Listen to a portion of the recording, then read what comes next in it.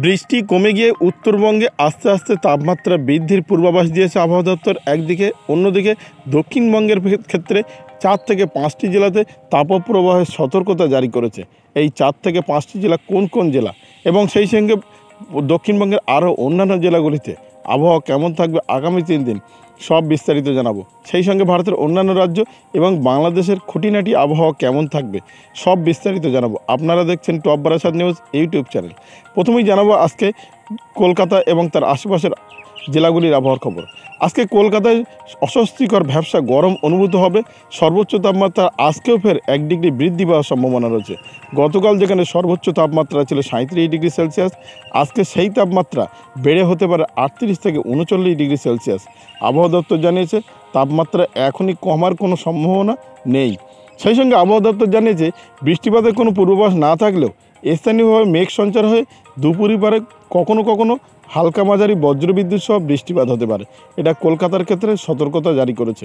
অন্যদিকে কলকাতার পাশাপাশি হাওড়া, হুগলি, উত্তর ও দক্ষিণ 24 পরগনা এখানে তেমন কোনো বৃষ্টিপাতের সম্ভাবনা আজকে নেই, বরঞ্চ আবহাওয়া দপ্তর জানিয়েছে আগামী 2 থেকে 3 দিন তাপমাত্রা বৃদ্ধিপাত হবে।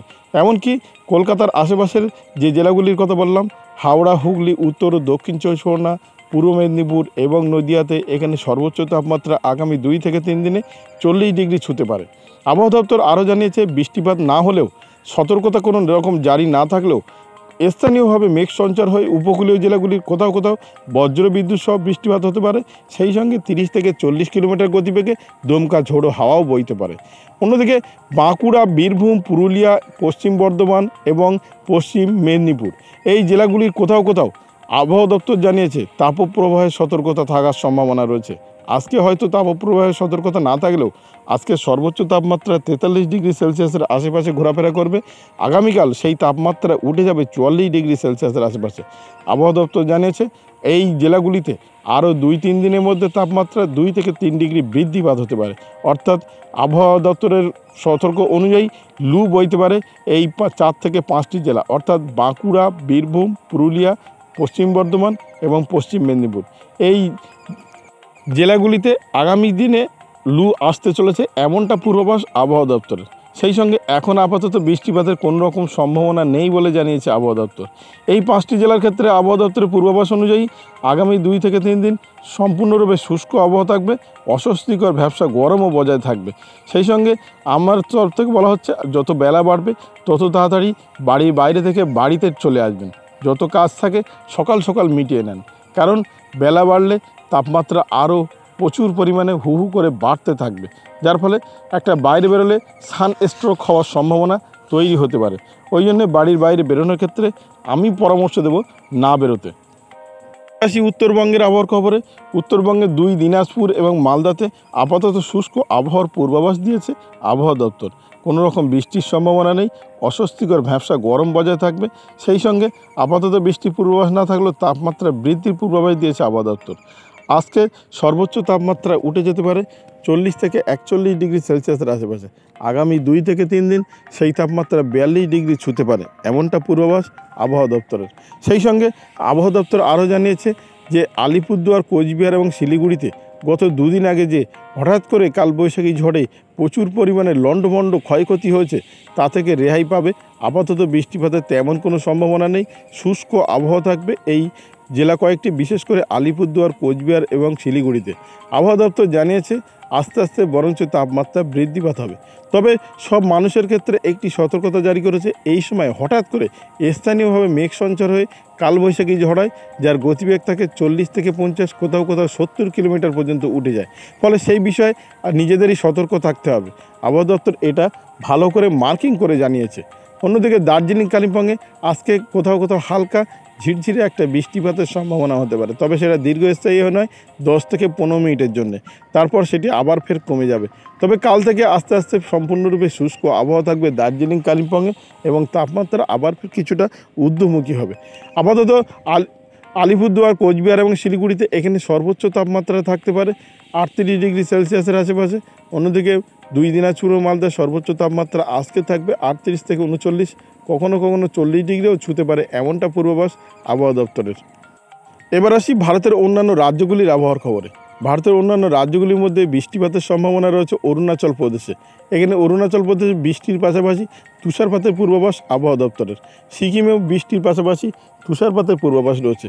অন্যদিকে ত্রিপুরা, মণিপুর এবং মিজোরাম, নাগাল্যান্ডে এখানে বৃষ্টিপাতের তেমন কোনো সম্ভাবনা দেখতে পাওয়া যাচ্ছে না।